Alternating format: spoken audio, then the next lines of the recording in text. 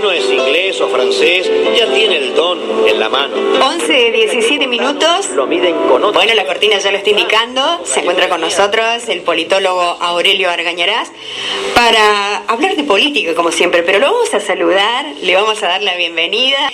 Y en este caso va a estar hablando Aurelio del nuevo cuadro político provincial, luego de las elecciones, ¿no? Luego de las elecciones del 5 de julio. Del 5 de julio. Sí, creo que una tarea que se nos impone. Yo siempre he subrayado acá que la óptica que tengo es la óptica de la militancia política, no la del analista neutral. Claro, sí. Y bueno, y la verdad es que lo que he visto hasta el momento de análisis posterior a los hechos es muy pobre. Uh-huh. Y sobre todo creo que no da no da lugar como para hacer una suerte de balance crítico de lo que fueron estas elecciones y sacar conclusiones que sirvan para iluminar el camino. Claro, sí. El mismo día, domingo, parece lejos ya, pero estamos hablando del domingo pasado. Sí.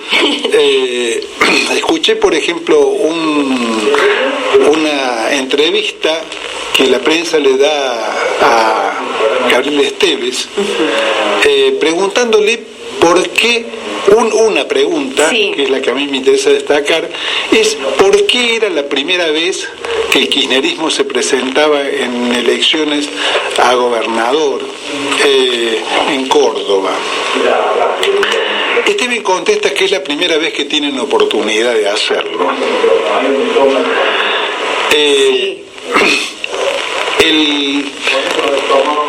Creo que el martes o el miércoles hay una nota de Unidos Organizados en La Mañana de Córdoba. Ajá. Donde se dice más o menos lo mismo. O sea, se pretende se pretende dar una versión optimista, sí, del resultado electoral, uh-huh, a partir de que se trataría de la primera vez de un inicio, uh-huh, de un inicio. Es la primera vez que nos presentamos y bueno, la verdad es que hemos hecho ese es el mensaje, ¿no? Sí. Hemos logrado un objetivo importante, conformar un bloque de legisladores provinciales. Sí. Entonces uno dice, pero ¿y no llevamos 12 años de gobierno kirchnerista? ¿No estamos acá desde el 2003? Claro, sí. Entonces, ¿cómo es esto? Gabriel Esteves dice, no estábamos maduros. ¿Y qué vendría a hacer eso? ¿Cómo se lo puede entender? En realidad, la única manera de entenderlo es que se trata de escamotear un hecho, además, imposible de ocultar, porque está a la vista de todos los cordobeses, y es que el kirchnerismo no se presentó nunca a una elección provincial porque tenía pactos con De la Sota o con Juez en todas las elecciones anteriores, uh-huh, sí, que van desde el 2007, 2011 y 2015. El 2013 el kirchnerismo recién llegaba, digamos, al gobierno, o sea que no se le puede adjudicar ninguna responsabilidad. Pero en el 2007 es claro que se jugó a una alocada política que se llamaba de las dos canastas, no sé si vos recordás, sí, según la cual, dadas las buenas relaciones que el kirchnerismo tenía, tanto con Unión por Córdoba como con Juez, en ese momento hay que recordarlo, Juez había sido nombrado su delegado por Néstor Kirchner para armar la transversalidad en el interior del país. Sí. Y entonces la suposición del kirchnerismo nacional era que cuando llegaran las elecciones nacionales en el mismo año del 2007, un mes y pico después de las provinciales, el kirchnerismo, con esa ambigüedad que había practicado, iba a cosechar los votos sumados de Juez y del Unión por Córdoba. Sí. El resultado de esa especulación un poco absurda fue desastroso, porque Cristina perdió las elecciones largamente en Córdoba en manos de Labaña. Sí. Bueno, y en realidad todo se basaba en un cálculo, digamos, que soslayaba el hecho de que en Córdoba se estaba jugando en los términos de ese momento, una oposición entre un emergente político nuevo, por ese momento era nuevo, que era el Frente Nuevo de Luis Juez, aliado al kirchnerismo, y el sistema del bipartidismo neoliberal cordobés tradicional de radicales y de las sotistas. Como el triunfo de Schiaretti fue un triunfo muy ajustado y sospechado de fraude, hubo en Córdoba manifestaciones en la ciudad de Córdoba de 50.000 personas protestando por el fraude. En este caso por el Frente Cívico. Por el Frente Cívico. Por el Frente Cívico. Y el kirchnerismo quedó complicado, incluso por declaraciones muy desafortunadas de Néstor Kirchner en Buenos Aires, como que esta cuestión de Córdoba es una cuestión sin relevancia, cuando había 50.000 personas en la calle. Quedó muy complicado como un sospechado de complicidad con Schiaretti y el fraude electoral, y entonces Cristina sacó en Córdoba el 25% de los votos. Claro. En lugar de la sumatoria esa con la que se especulaba, que daba una cifra triunfalista del 60 y pico % de los votos, quedó reducido a un mínimo. En el 2011 es notorio que directamente no se presentaron listas porque había un pacto con De la Sota. Claro, sí. Pacto que yo, entre otros, denunciamos como una especulación condenada al fracaso, lo que ocurrió, porque la misma noche de las elecciones De la Sota inauguró el cordobesismo y lo proclamó, despegándose de todo lo que tuviera que ver con un acuerdo político. Exactamente. Y nosotros sosteníamos que ese acuerdo político era mentiroso. Yo tengo escrito, o sea que puedo probarlo, un artículo en Comercio y Justicia que se llama Coherencia y Cálculo en el 2010, un año antes de las elecciones, donde digo que en las negociaciones de ese pacto entre Néstor Kirchner y De la Sota iba ganando 8-0. Porque el problema se basa en una especie de error madre que consiste en considerar que al fin y al cabo De la Sota es peronista. Ahí está el error. Claro. En una reunión que hicimos esta semana del taller de ideas en Córdoba para analizar los resultados electorales, yo me permití recordar que también por allá por el 2010 o 2009 había escrito una nota en Comercio y Justicia que se llamaba La unidad del peronismo según Cafiero. Todas estas notas que estoy nombrando se pueden leer en mi blog. Sí. Lo mencionamos a tu blog, Aurelio, para el que quiera. Se llama octubreaurelioargañarás.com. Bueno. Con eso se puede acceder. Cafiero había sostenido en un artículo que se publicó en página 12 y que fue el motivo que generó mi réplica, que entre el conjunto de los peronistas era más lo que los unía que lo que los separaba.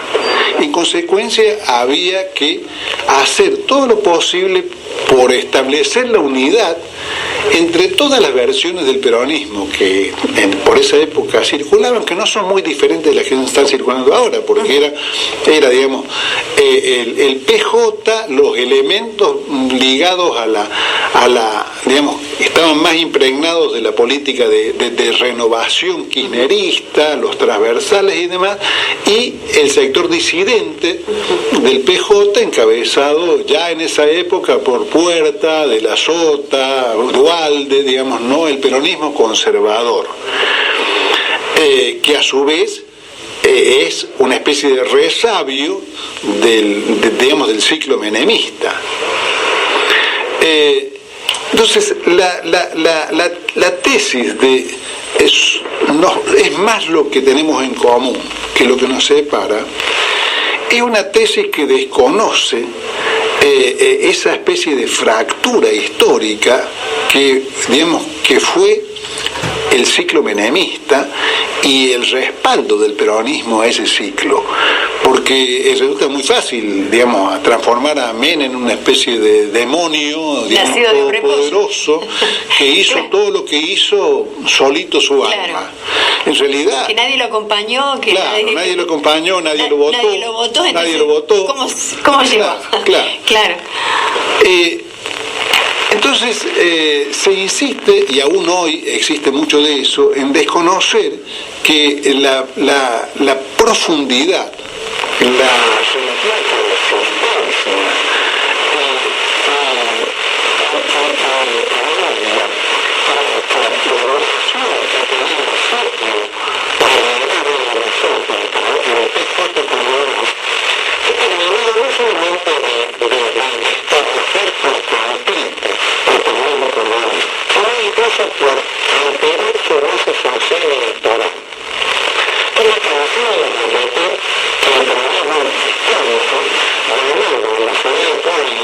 en lugares como San Francisco, donde existía una base obrera y popular, y perdía las elecciones de radicalismo en los departamentos más conservadores, las zonas agrarias de la provincia y demás. Ese era el cuadro hasta el año 83, 85.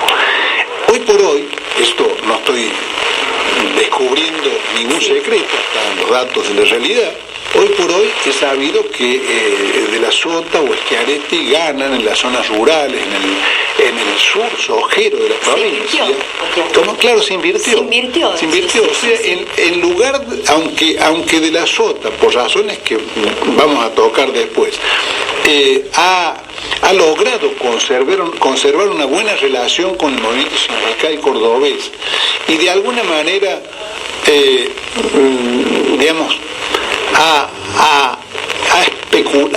ha explotado el enfriamiento de las relaciones entre la clase trabajadora y el kirchnerismo. De todos modos, su base de sustentación no está ahí.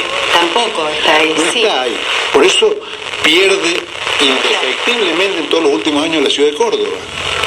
Su base social está en los departamentos agrarios y en los sectores más conservadores de la sociedad cordobesa. Y si vamos al núcleo fundamental que lo sostiene, su núcleo fundamental y el sector cuya política realiza el del azotismo, tenemos que remitirnos a las empresas fundadoras de la Fundación Mediterránea, a los núcleos de poder económico concentrados de la provincia, a los pools de siembra, a empresas como ABEC, por ejemplo, que son de capitales brasileros, es decir, a un núcleo, de poder económico que tradicionalmente, si vamos a volver a la tradición, fue enemigo mortal del peronismo. Ese núcleo es el que, de la Sota logró representar. Creo que hay que explicar en ese marco qué ha pasado en las elecciones pasadas y cuál es el cuadro con el cual vamos a tener que lidiar en los próximos tiempos. ¿Lo dejamos para la segunda parte de la columna, Aurelio? Sí. Bueno, dentro de un ratito entonces se viene la segunda parte, digamos, de esta columna, es la segunda parte, y ya volvemos. Qué vergüenza a veces ser argentino. Hablan del ornitorrinco, de Grecia y de las cruzadas, pero jamás dicen nada de asuntos americanos, ni del alma del paisano que se jugó en las patriadas. Empiezan a vaciarnos la cesera. 17 minutos pasaron ya del mediodía. Comenzamos ahora sí con Aurelio Argañarás, el politólogo. Retomamos, digamos, la segunda parte de su columna. Bien. Sí, Aurelio. Bueno, una de las sorpresas, por lo menos en el ámbito de la militancia política nacional y popular, han sido, sin lugar a dudas, los resultados electorales obtenidos por las listas encabezadas por Eduardo Castelo.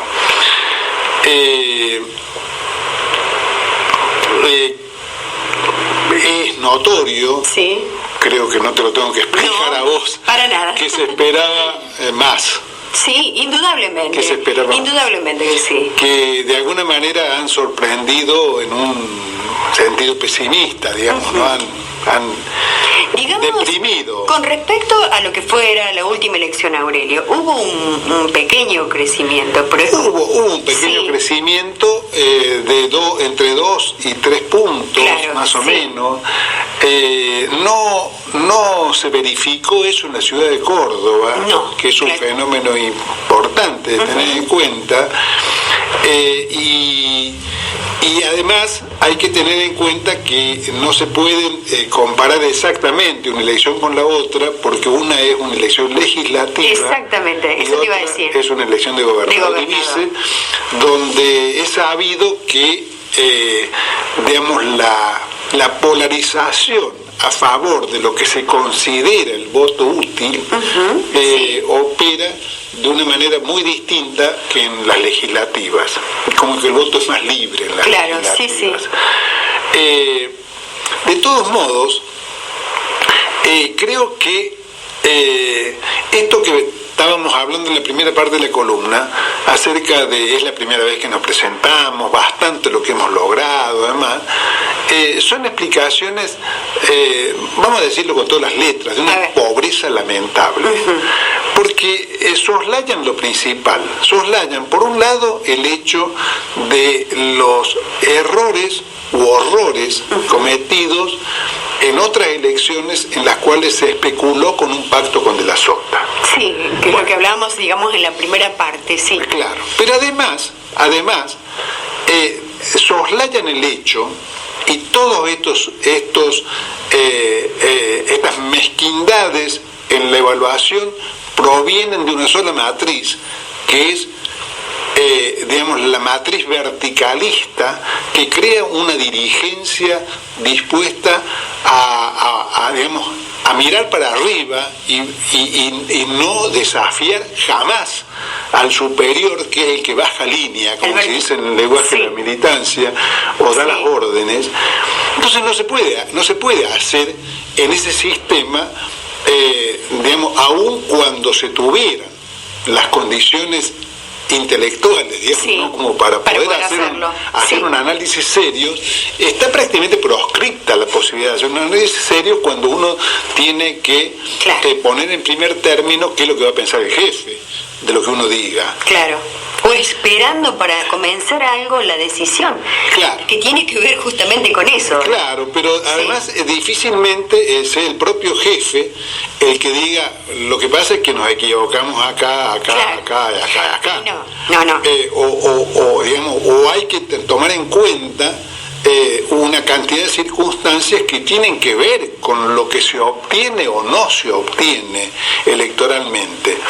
Una de las cosas que se soslayan muy gruesas, aún sin irse a las elecciones anteriores, es que hasta muy poco tiempo antes de que se lanzara la candidatura de Castelo, estaba en duda si iba a haber candidato o no. Bueno, creo que a partir de esa indecisión, llamémosle indecisión, no sé cómo llamarla. Pongámosle por ahora ese nombre. Le pongamos ese nombre. No se podía construir nada. Bueno.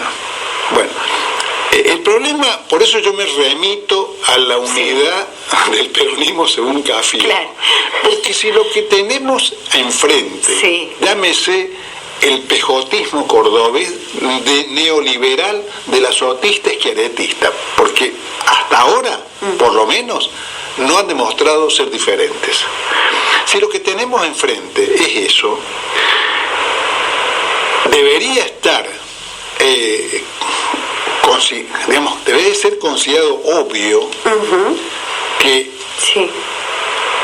que podemos prever con 4 años de anticipación que vamos a tener candidatos en las elecciones próximas.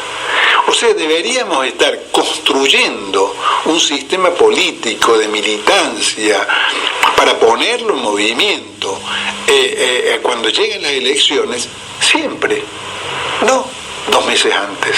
Claro, sí. Bueno, entonces, parte del problema pasa porque, en realidad, el kirchnerismo cordobés comenzó a movilizarse por esta elección cuando se lanzó la candidatura de Castello.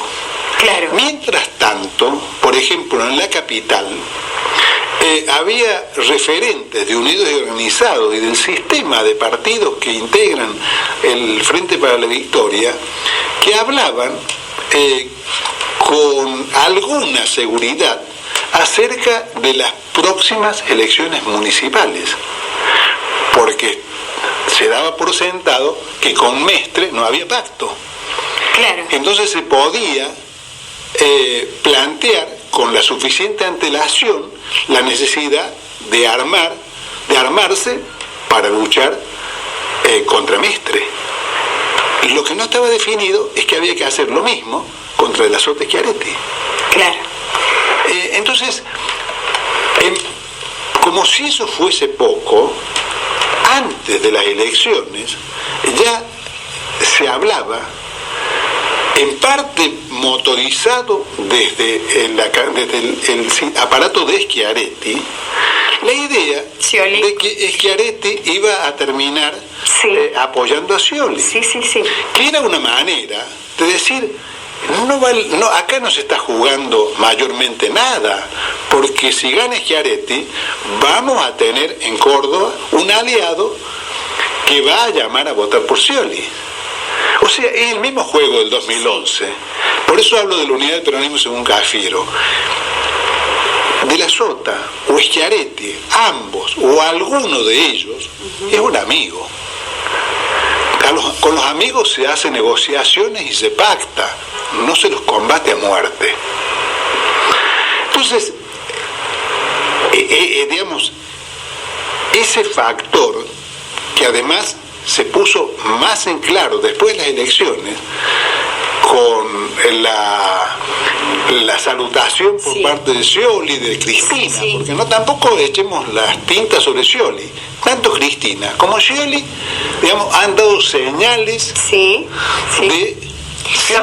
de que por lo menos no se sienten disgustados con que Schiaretti sea el próximo gobernador.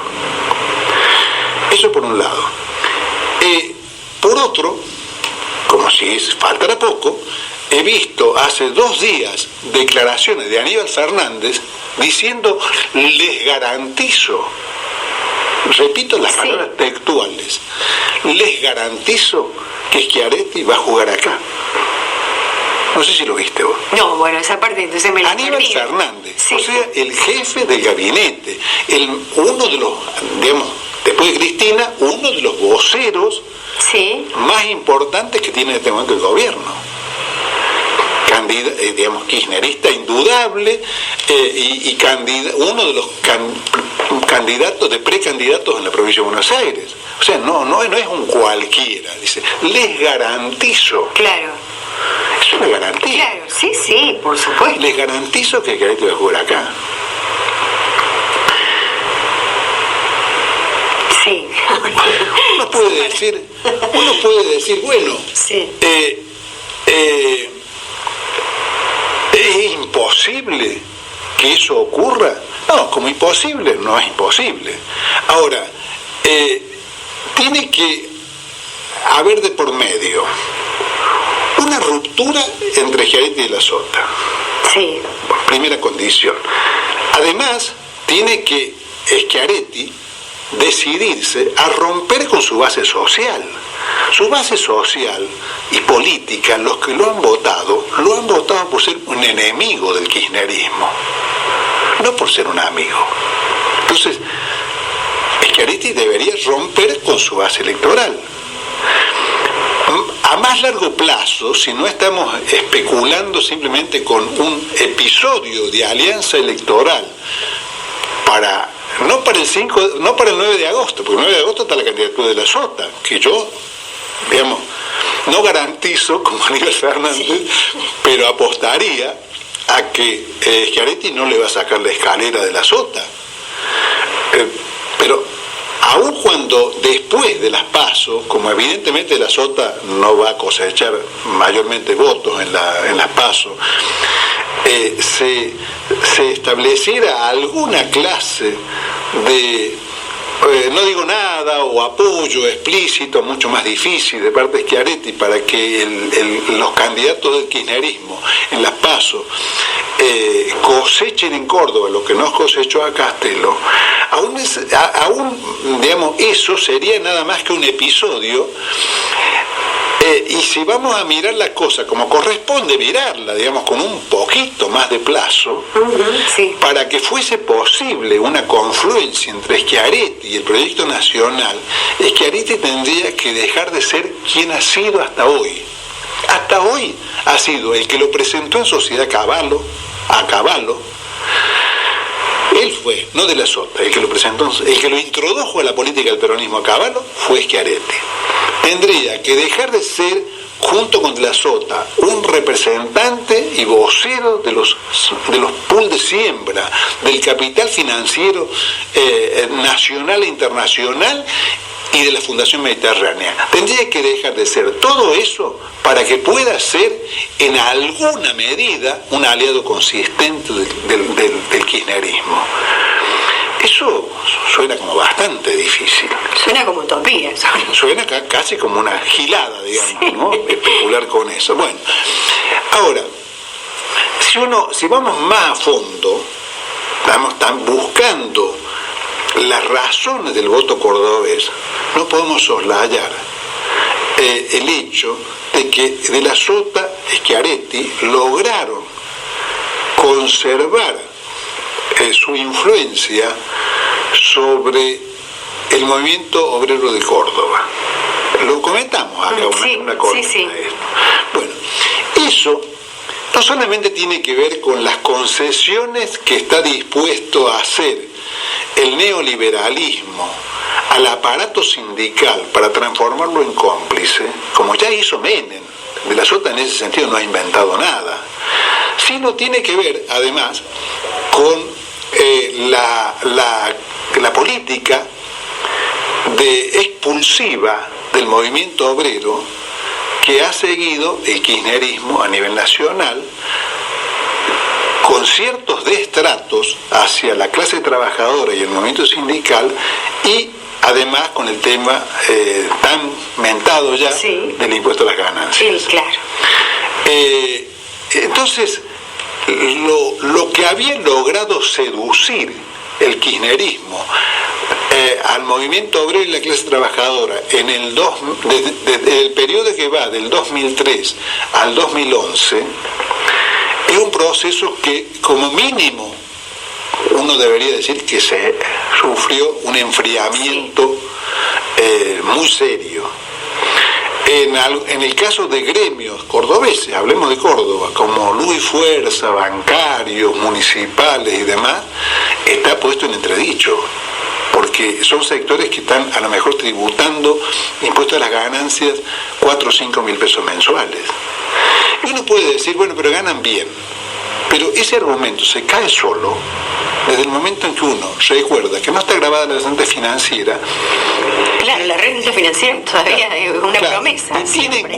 Y tiene en cuenta un pequeño episodio de esta semana que es muy ilustrativo al respecto, que son los 145 argentinos a los cuales el AFIP les acaba de quitar en la condición de monotributistas de la categoría menor, porque declaraban ganar 6.000 pesos por mes y habían ido al campeonato sudamericano en Chile, cosa que significa gastar no menos de 40.000 pesos. Entonces la AFIP le ha sacado la condición y supongo que lo está investigando. ¿Quiénes son esos 145 argentinos? Son escribanos, contadores, médicos y abogados. Son todos profesionales. Los profesionales, facturan en negro el 90% de sus ingresos. Y los trabajadores bien pagos, que de todos modos ganan menos que los escribanos, menos que los ciertos contadores o que ciertos abogados, lo saben. Entonces, la bronca con el tema de impuestos de ganancias no proviene solamente de cuánto tributamos, sino de cuánto tributamos nosotros y qué poco que tributamos los otros. Ahí está, claro. Porque esto del que más tiene... Ese cotejo cuenta. Claro. Si estamos repartiendo o no estamos repartiendo equitativamente la carga tributaria. Y el sistema tributario argentino sigue siendo regresivo. Es una de las materias pendientes que este gobierno se negó a modificar. Así como quedan otras materias pendientes, como es la ley de inversiones financieras de Martínez de Hoz, la ley de entidades financieras, que también ha sufrido algunas modificaciones importantes, pero está en pie. Entonces, esos factores, volviendo al tema de la clase trabajadora, jugaron un papel no menor en las elecciones cordobesas. Permitieron que del azotismo tuviera un juego que no necesariamente, no era una fatalidad que lo tuviera, y mantuviera, una porción significativa del voto de los trabajadores de Córdoba.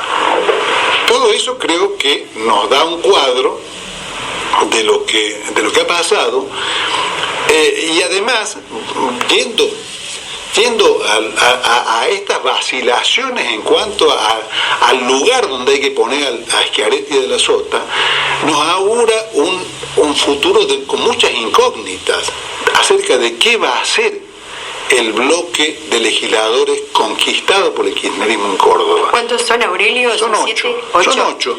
Pero uno puede decir, bueno, la elección fue, suponte vos que la conclusión fuera, las elecciones, los resultados fueron magros. Pero de todos modos, también es cierta la lectura de que tenemos un bloque de 8 legisladores, además de muchísimos concejales en distintos lugares, intendencias en el interior de la provincia. Los legisladores, los legisladores provinciales son 8. Es un buen bloque. Sí. Uno podría decir, bueno, no es un mal punto de partida. No, para nada. No. A pesar de todo lo que se demoró, de lo que acabas de mencionar, ¿no? Haciendo una lectura así rápida, decir, bueno, demasiado lo que se conquistó, cuando en realidad había como dos vías, ¿no? Ahora, si empezamos, como empezó el cabeza de bloque, no de bloque, sino de lista, Martín Fresneda, diciendo, no vamos a poner palos en la rueda. Bueno. No vamos a hacer oposición. Empezamos mal. Quiere decir que si la política va a ser errática o cómplice, entre errática y cómplice, quiere decir que ese bloque conquistado no va a ser el punto de partida para fortalecerse y ganar las próximas elecciones, sino un bloque y un movimiento con un futuro incierto. Lamentablemente, creo que eso es la conclusión que tenemos que sacar hasta hoy y tenemos que cerrarla así. ¿Y vos qué pensás? En 102.7, Radio Tortuga. Gracias, Aurelio. Del paisano que se jugó en las patriadas. Y así van formando peones tilingos y perdedores que no distinguen errores ni entran en